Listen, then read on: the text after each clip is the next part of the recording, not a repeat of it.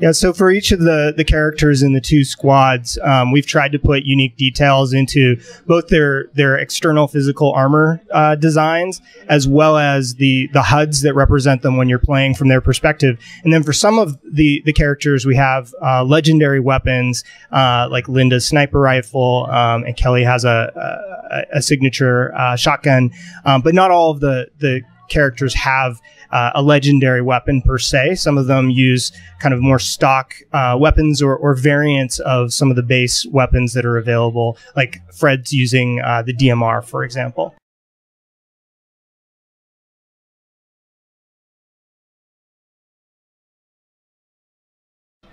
Yeah, so some of the footage that you saw in the sprint was quite early on in the project, and we tried to give a behind the scenes look at the creative development of Halo 5 Guardians from earliest inception right through to where we are today. And early on, when we were designing Fireteam Osiris, we did have Spartan Thorn as a member of that team, and we were playing with different characters. We hadn't fully developed all of the new Spartans that we were bringing into the fold, like Vale and Tanaka. But Thorn was a part of the cast at that point. And then when we started talking about other potential characters to bring into the team, Buck's name came up, and then we were talking about, okay, Buck would be such an amazing addition to have to Fireteam Osiris, and we're such fans of both the character and then of course Nathan Fillion as well. And so once we reached out and spoke to Nathan Fillion, and he expressed interest in returning and reprising his role and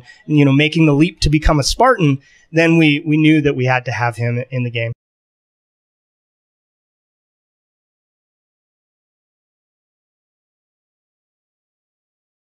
Yeah, no, the cover for the art book of Halo 5 Guardians features a piece of artwork from a concept artist, John Wallen, who is an amazing artist. And it's a piece that was done fairly early on in the project. I think it was in the first year when we were still conceptualizing.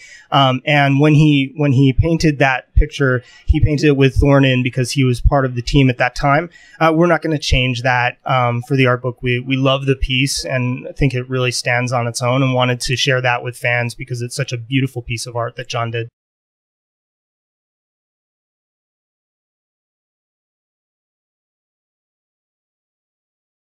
Yeah, I mean, so when we started designing the different Spartan members of each team, we knew that we wanted to keep the base abilities, the core gameplay abilities, consistent, so that players wouldn't have any kind of learning process that they would have to go through when they jump from one character to another. So if you come in and you join your friend who's playing in a co-op game, we didn't want you to have to fumble with the controls. So we kept all of those consistent, but we did add this extra layer of attribute that just gives each of the characters a little bit of differentiation from one another, that will modify things like their base movement speed, how many grenades that they're able to carry, some things like that, thruster recharge rate. So just very subtle differences that hopefully add a level of depth to the play experience for fans as they move from one character to another.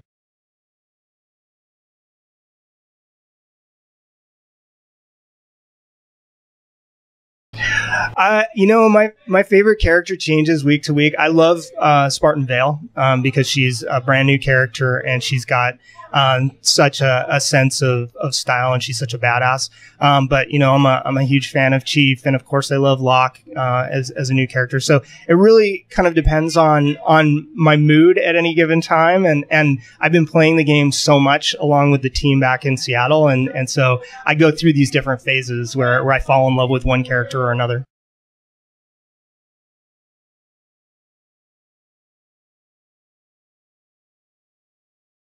Yeah, I think one of the things that's come online as we've been building the game is the unique HUDs that we have for the characters, and it's such a small, subtle thing, and you wouldn't think that it would make such a big difference, but it really adds that final kind of element of differentiation that kind of polishes the experience, and I love that. I love moving from one character to another and having the whole experience kind of shift just subtly.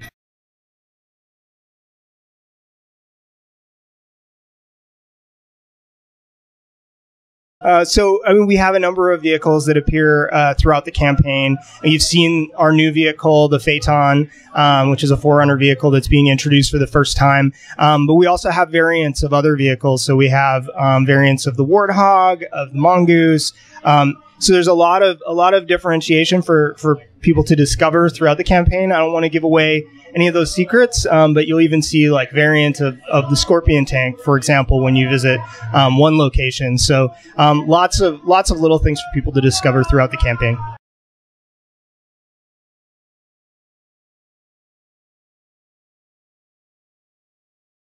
Yeah, well, I mean, first and foremost, we've designed the campaign so that you can experience it as a new user and learn a lot of the background story as you play through it, just through the natural course of play. So you don't need to know anything to understand and enjoy the story. But there are obviously, a myriad of different avenues for players to explore. And one of the cool things is that we have the Fall of Reach, the animated interpretation of that will be a part of the limited edition of the game. And then for fans that decide to pick up the limited collector's edition, that includes a digital version of that. And also the limited edition console bundle includes that as well. So that's a great way to sort of learn the backstory of some of the Spartan program, Blue Team, and really enrich your experience that way.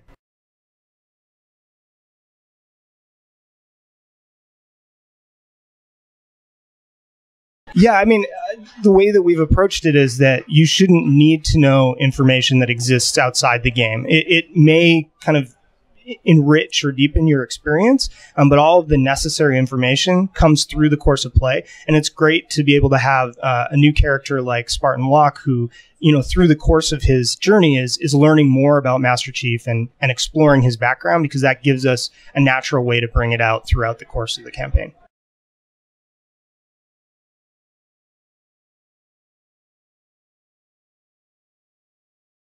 Yeah, so, in Halo 4, one of the most controversial parts of that campaign was the introduction of some of the interactive cinematic sequences, or quick time events, as people will call them. And we chose to include those at specific moments in the campaign to connect the player more to the actions that they were taking.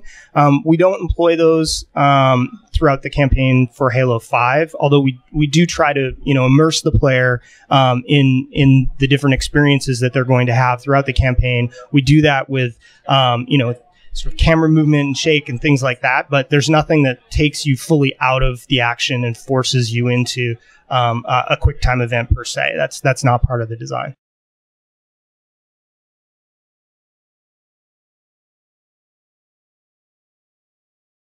Yeah, so for Halo 5 Guardians, we featured theater mode for multiplayer. We also have a spectator mode for our multiplayer experience as well, which is less focused on machinima and more focused on broadcasting for esports and things like that. But the theater will support players who want to go in and create machinima, as well as using Forge to create new locations and experiences that can be a part of that. We don't feature theater for campaign within Halo 5.